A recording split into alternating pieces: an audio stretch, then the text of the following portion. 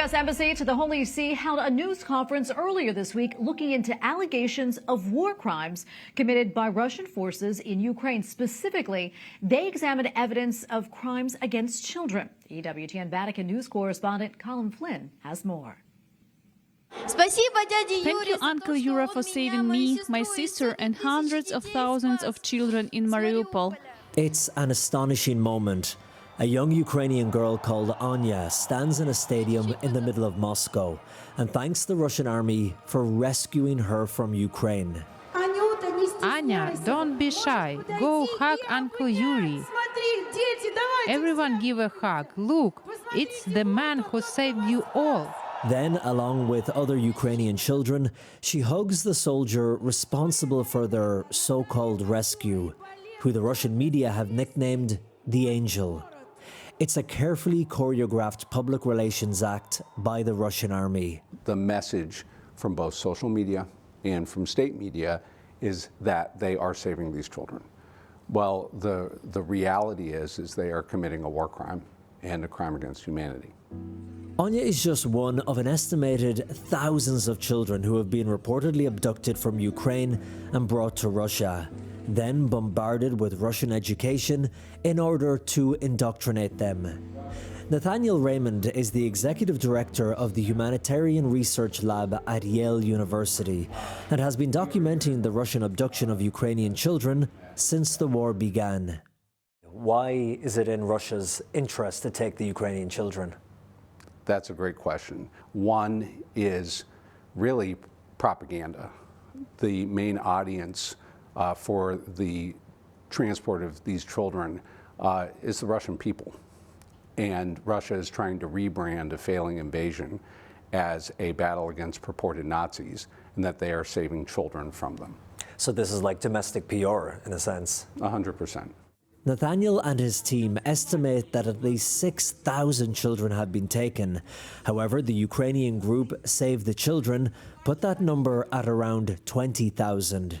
And Nathaniel, when we talk about children, are we talking teenagers, very young, babies? Both. From our research, the youngest is 6 months of age as of last year. So now they're about a year and a half. The oldest, 17. Using satellite images as well as tracking posts on social media from Russian officials taking selfies with the Ukrainian children, Nathaniel's research team were able to identify a number of camps where the children have been taken. For some kids, those who are younger, they go to camps like Teddy Bear Camp. That's an actual name of the camp, is Teddy Bear Camp. And there they are singing Russian folk songs. They're not allowed to speak Ukrainian. And they are basically being indoctrinated with pro-Russian curriculum. Others, such as older boys, in one case in Chechnya at a camp called Mountain Key, are engaged in firearms training, so they are being trained to be soldiers. There are still other children that have gone to foster homes and have actually been adopted by Russian families. This transfer of children is in direct violation of the Geneva Convention, and so has been described as a war crime, with the international community now trying to intervene, including, it seems, the Vatican. C'è qualcosa con I bambini che sta andando bene, no? You know, the thing that Vladimir Putin and the Russians are counting on is cover and darkness. And the more we shine light on this, the more people that know about it, the more outrage there will be.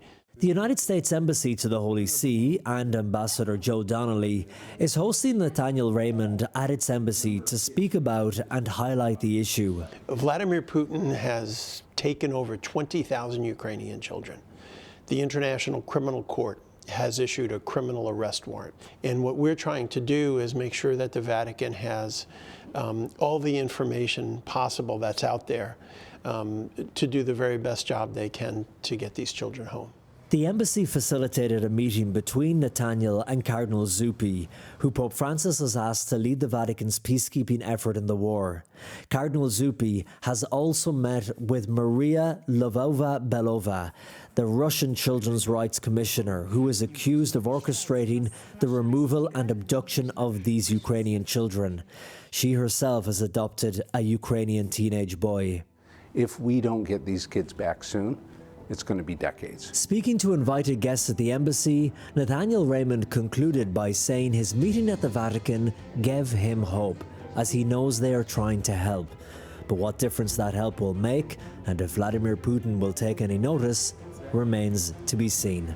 In Rome, Colm Flynn, EWTN News Nightly.